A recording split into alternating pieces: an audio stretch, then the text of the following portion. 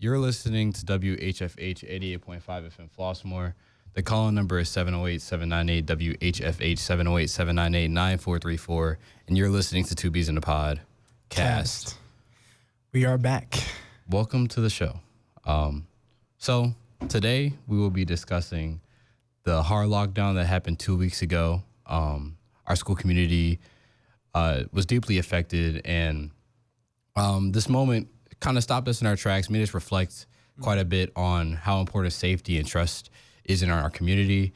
And there have been things put in place to prevent something happening in the future, and that has caused questions from the community. And with us today to discuss those questions is our principal, Dr. Clinton Alexander. Welcome to the show. Welcome to the show. Thank you. Thanks for having me. So first, we just kind of want to give our perspective on the day, and then we'll pass it over to you regarding how you saw it from your higher perspective. So, Barnett, if you want to go first. Alrighty. Well, I mean, it was just a regular day. It was normal. I was in AP psychology. This was during 6th period. And then out of nowhere, I just hear on the intercom that we're having a hard lockdown. Somebody was on campus. And, I'm not going to get too much into the explicit, nature of it, but it was just hard lockdown after hard lockdown. People were somewhat concerned. People were somewhat scared. And, for me, I think that situation, it really did kind of set in place like, life is precious, life is minuscule, life is small, and we just have to kind of ensure safety for not only our staff, but for our students and for the entirety of Homewood Flossmoor. Indeed. For me, I actually was not at school that day. I took a day off, but I still had to come to the school to drop off a form for the upcoming turnabout dance. While I was doing that, I saw police behind me as I was driving down Flossmoor Road, and I saw one ahead of me as well. And when I drove down Kedzie, I saw that they had both sides of the school with police presence.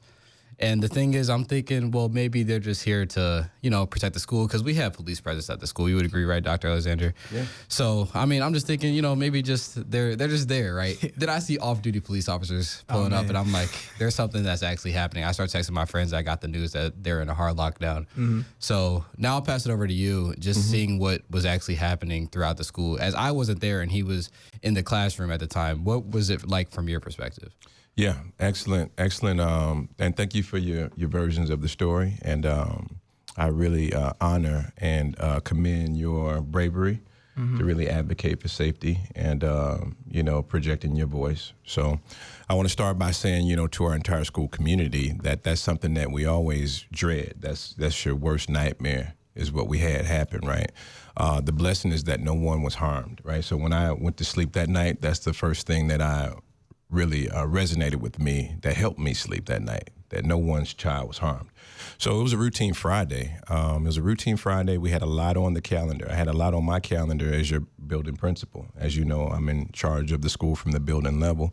And so we were meeting with the subcommittee of the Board of Education that morning. I was in meetings all morning until midday.